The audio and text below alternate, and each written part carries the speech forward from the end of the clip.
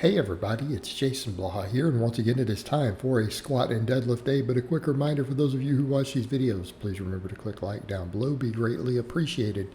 So, still working with kind of getting my squat back to where I want it.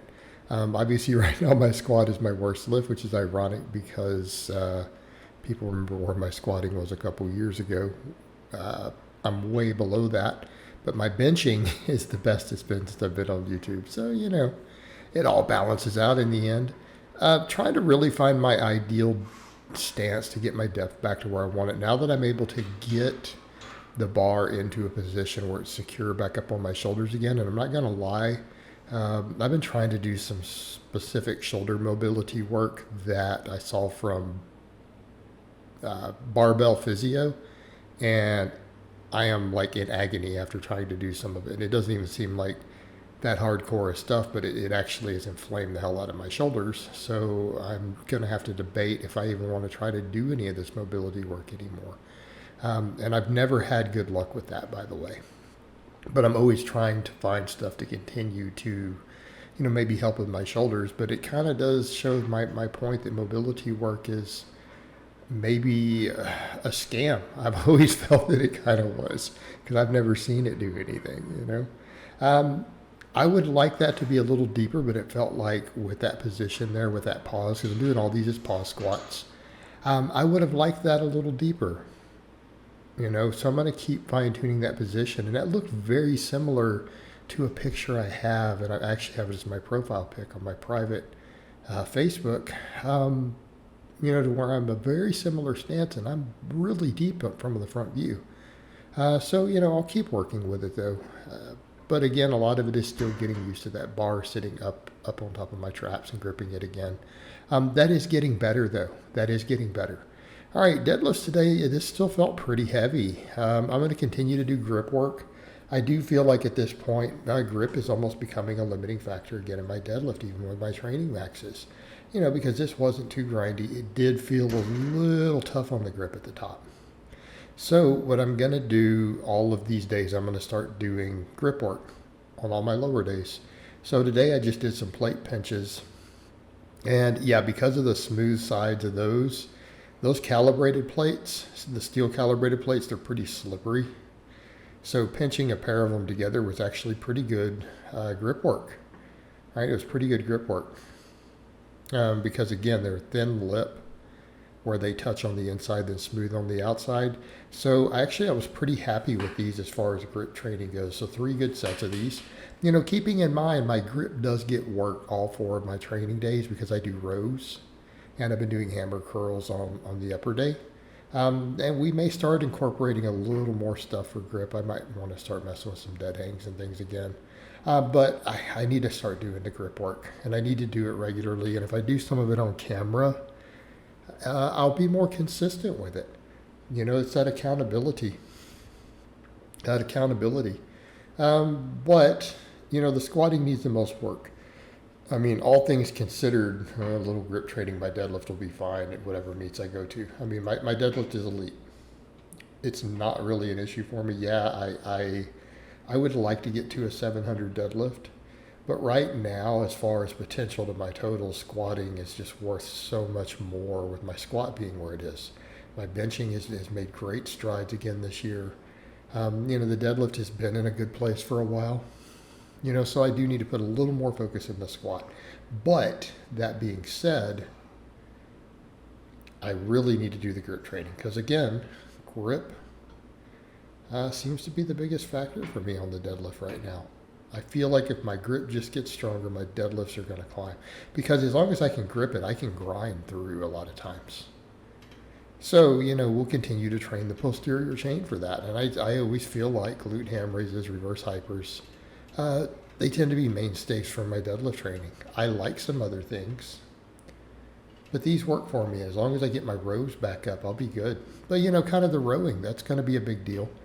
Keep getting my strict barbell rows higher and higher. My deadlift tends to go up again anyways. It handles the back, it handles the grip.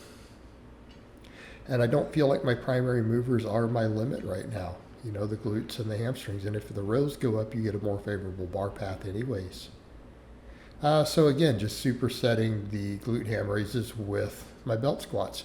Went back to 10s to these today, right? And these were challenging sets, and I didn't pause them. I just wanted to try to get the deepest I can in that stance. And again, while not holding onto the bars, it lets me lean forward a lot more. Right? Lets me lean forward a lot more. And a lot of these are right about the depth I need to be hitting. Okay? They're that depth I need to be hitting. We're getting nice and deep. But even looking at these, I think I might need to try to get wider again. Right? I need to get a little wider again. Wide stances on the squat. I tend to be able to get relatively deep. I mean, keeping in mind, I was doing a 12-inch box at one time with toes all the way outside the rack on box squats. So I need to keep just working those wider grips, and I think, or wider stances, and I think if I keep doing the pause work there, it will build all the muscles I need to maintain those wide stances. And I probably need to work on getting a little wider on these belt squats too, to accommodate that. Get those toes off the edge of the platform, right? I need to do a little more of that. So I did my sets of these. So really it was ended up being 3 sets of plate pinches, and I did supersets with 3 sets of belt squats. And these are fairly heavy for considering I'm doing the full range of motion. 150 pounds of plates added to that already heavy bar, right? For sets of 10, they were pretty challenging. Although I need to progress on those, but I don't want to progress at the expense of range of motion.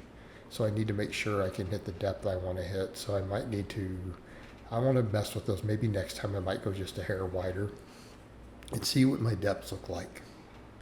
And if my depths look good there on that wider, we know that's going to carry over to the back squat.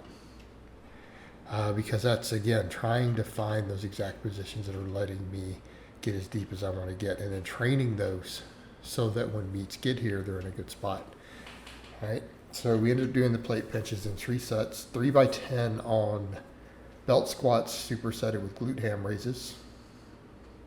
And then went over to finish up with my 3 sets of reverse hyperextensions. And I'm a little higher up on here now, meaning my arms are actually bent quite a bit. I'm not hanging it, I'm pulling myself further up. Makes it more difficult, and actually this 250 is pretty challenging for sets of 12. It's a lot more challenging this way. And again, I've always felt that the glute ham raise and the reverse hyper carry over really, really well to my deadlift. And it's usually strongest when I'm good at these, and particularly when I'm good at rows also. The barbell row off the floor carries over to my deadlift a lot. The carryover is tremendous. And again, particularly once things like my hamstrings are strong.